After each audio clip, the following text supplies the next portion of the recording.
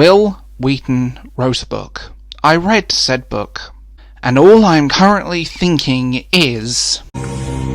Sir, I know this may finish me as an acting ensign, but... Shut up, Wesley! Welcome to the bridge of the USS Board Book Geek. I'm the captain of the said ship, and we are going down with the ship. Hello.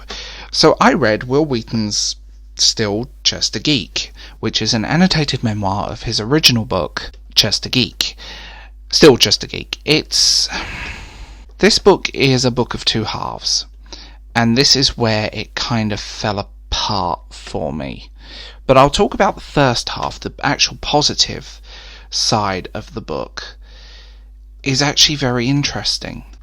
The first half focuses on his career. The first half focuses through his childhood and his life, and yeah, he suffered a hell of a lot, and it's quite sad in places. And the first half of this book is a very earnest, interesting book, learning about his early career, learning about the stuff that he did. I will say this, the issue I do have with this book is that it's sort of weird thing is that you don't need to read this book to have read the book. He's put all this stuff online, it's just an extension of his career.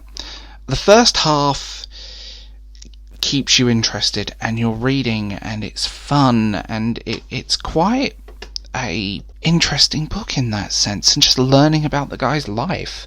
I can't stand him, but this is a whole different issue. This is where the second half of the book kind of falls apart in very literal ways. And, you know, I don't believe he's a particularly good actor. I think I will say that, and that's just my opinion. That's no one else's opinion.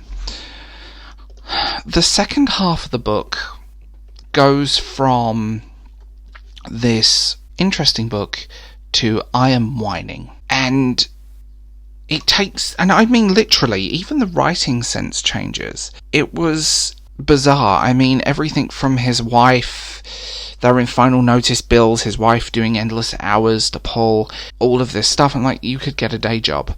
And then the other stuff happens. I find him insufferable, his ego, and he's trying to paint himself as this Shakespearean thespian and his craft, and it's basically the whole second book is him whining, and whining. And that's the problem. That is the honest problem with this book. The problem is that he has an inflated sense of self, and this is just what I see online. This is what his Twitter feed and stuff like that. It always feels like he's telling you that it's always someone else's fault that something didn't happen.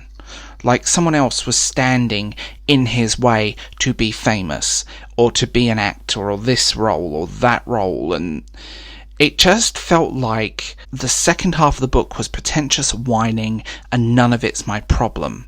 You know, he talks about the hardships of having to sell some books to pay some bills, and he talks about himself as an author and as a writer as much. It just made me wanted to reach through this book and punch the guy out. The problem is, he's very much on a high horse with this book. He is on his Shakespearean high horse that he just has no real interest in.